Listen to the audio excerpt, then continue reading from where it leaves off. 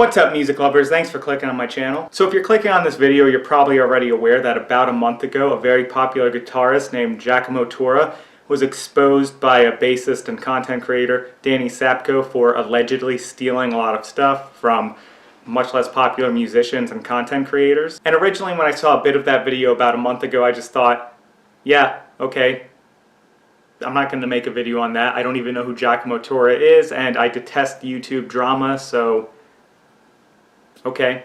But then I saw Rick Beato's video on it, and I went down the rabbit hole, and I figured I have thoughts, so I guess I'll share them. I mean, honestly, it still surprises me that anybody really cares what I have to say, but and before I even get into the reasons of why I wanted to make this video, I just have to say, I don't know Giacomo Turra. I hadn't even heard about him until a month ago, so I don't know him personally, and I'm not going to try to be like, oh, bully him, insult him. No, that's beyond lame. But I did think that this situation kind of was a gateway that you could use to talk about broader things in making music and the struggle between trying to stay true to yourself and always having that monkey on your shoulder telling you to appease the algorithm, give the people what they want, that sort of garbage. And the first thing that really lit a spark in me to make me want to make a video was when I realized how small the audience for some of the people he allegedly ripped off is. Kenzo Slice has 261 subscribers. Gregory Chadron, sorry if I butchered that last name, has 156. And then Ben Romano has around 1,100. Seeing that and realizing, wow, these guys have a really small audience, even compared to a super small channel like mine, that's really uncool. That's really rotten.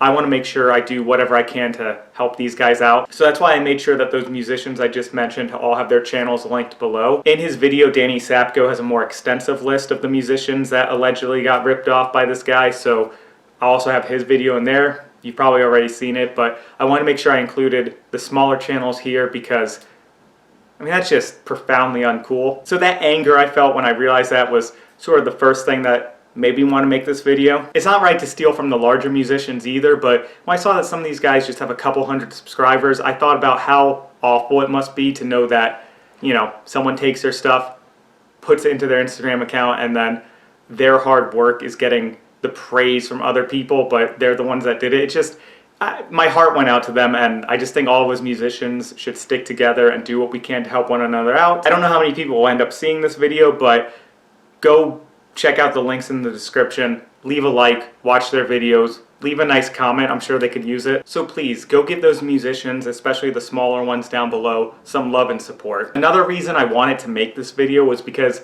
I noticed that a lot of the takes about this situation were very cynical. You know, the usual comments like the music industry is cooked, it's all a big scam, it's impossible for real musicians to make it anymore. Stuff like that. And to that general attitude, I just want to say, no. Don't succumb to that mindset. It's not going to do you or anybody else any favors. We live in a really cynical time where in a lot of subtle ways we're kind of discouraged from being nice to one another. But if ego is the death of talent, then cynicism is the death of passion, and passion is the fuel that ignites creativity and a love of music. Musicians have always had to do things to market their music that are kind of a bit detached from the reason they started making music in the first place. Whether that's doing a cover of a popular song that really isn't their style, which lots of bands in the 50s, 60s, and 70s did. Whether that's doing music videos in the 80s or 90s, or whether that's adapting how they actually market their music to fit with the digital age, sometimes raising ticket prices because they're not getting as much album sales, stuff like that. And sadly, there has always been con men in the music industry as well. Concert promoters, record executives, band leaders, all looking to rip you off. But being aware of tactics that musicians have to do like that, or scumbags that they have to avoid in the music industry, shouldn't make you feel justified in thinking that, you know, it's hopeless and that there's no point in trying. As you might recall someone saying once, all this machinery making modern music can still be open-hearted, not so coldly charted. It's really just a question of your honesty. Yeah, your honesty. One likes to believe in the freedom of music, but glittering prizes and endless compromises shatter the illusion of integrity. I miss you, Neil. So any musician who's made it and they're living off their music, they've made compromises. That's just a fact of life. The key is being able to be aware of that fact so that you can kind of toe the line and that you never actually cross any moral boundaries to the point where you're screwing people over or stealing from them. Because again, that sucks. I think the key to making sure that you never cross that line is reminding yourself why you started playing music in the first place, and it almost certainly was because you loved doing it. And that gets me to the third of 4 reasons why I wanted to make this video, and that's just to say I genuinely feel sorry for Giacomo Turra. What? How can you say that? This guy likely ripped off all these other musicians. He has 1 million followers. He's living off of his music. How can you feel bad for this guy? Well, before I explain further, I just want to say having empathy for someone is not the same as condoning what they did, and I have genuine sympathy for all the musicians in the description below, not Giacomo. But I do feel genuinely sorry for him because it seems very obvious that somewhere along the way, he lost his passion for music, if he ever even had it to begin with. Maybe it was a pressure to be perfect, whatever the hell that means. Maybe it was insecurity. Maybe when he started playing guitar, he was always just doing it for his own ego. Who knows? But I'm willing to bet that despite all of his success, I doubt that he ever really has that wonderful, joyous feeling of just being able to pick up a guitar and play.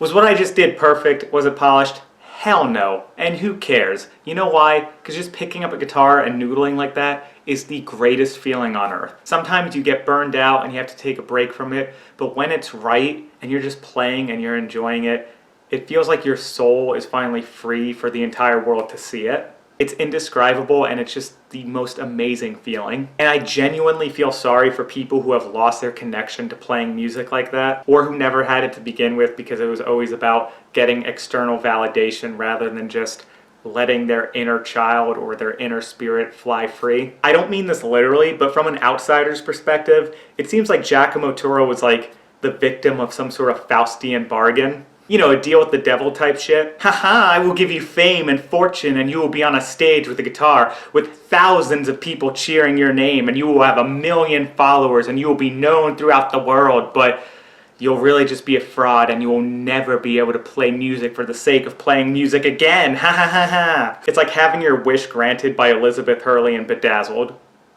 Not worth it. Elizabeth Hurley, man. I'm sorry, what the hell were we talking about again? And the fourth and final reason why I decided to make a video about this, and I'm being completely honest here, because I have a sneaking suspicion that this video will do better than any of my other videos. Why might I think that? Well, I don't know for sure, only time will tell, but when I open up YouTube 5 times in a row, and 5 times in a row, the first thing I see is someone talking about this, it's like, oh yeah, I'm getting the hint. That is me being 1000% honest with you, so I hope that me saying that is actually making you trust me more, not less. I'm just laying my cards on the table. And I have that same sneaking suspicion that a lot of the people who have made videos talking about this already had that in their mind as well, because I mean, you don't get massive channels without knowing how to play the game. It's my life's dream to be able to live off of a combination of my own music, YouTube, and writing one day, so you know, if I have to make a video every now and again that kind of makes me feel a bit uncomfortable, I'll do that, but I will also make sure to always do my best to make sure I'm doing it in an ethical way that's not crossing any boundaries for me or,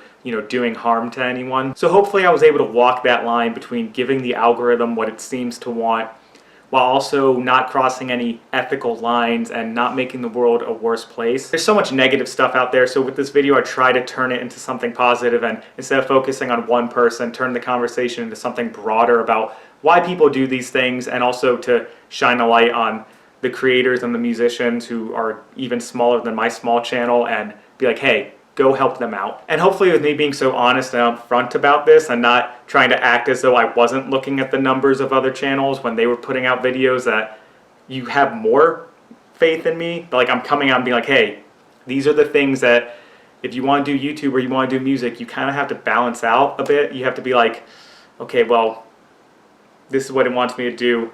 I don't want to do that, but maybe I'll do this. I feel like there's probably a 3-hour long video essay out there somewhere that can talk about the ethics of public speaking and dealing with social media algorithms and trying not to do any harm while also hopefully feeding the algorithm what it's telling you to do. So with any luck, this video walked that tightrope. So please go check out those content creators I mentioned. There's links to their channels down below. Give them a like. give him a nice comment. Danny Sapko's video is also listed below. He has a more extensive list of the musicians who were allegedly ripped off, so if you want to go support them as well, you can do that. And what I was saying before about the algorithm, any social media algorithm, it's going to be showing you stuff that it's decided is marketable, so hopefully that also encourages you to go look out for smaller musicians and smaller content creators and give them some support, which I realize is a very convenient thing for me to say given that I am a smaller musician and content creator. Funny how that works out, huh? I also have a link down below to some of my own original music. I have an instrumental song out called Waking Giant, which I'm pretty proud of. It's not perfect, but it's a good trial run for this album I've been working on for quite a while, and it's the first song I ever had that actually had a real drummer on it. My best friend and absolutely amazing drummer Terry Bergeron is playing on it. Songwriting-wise, it's a bit more retro than any of the other stuff I'm doing now, but music takes a long, long time to like really work on when you're basically doing it all by yourself. I promise that everything you hear on that song, except for the drums, is me. And if you enjoyed this video, please leave a like, drop a comment, subscribe to the channel, all of that YouTube stuff. As always, thank you so much for watching, and I hope to see you at the next video.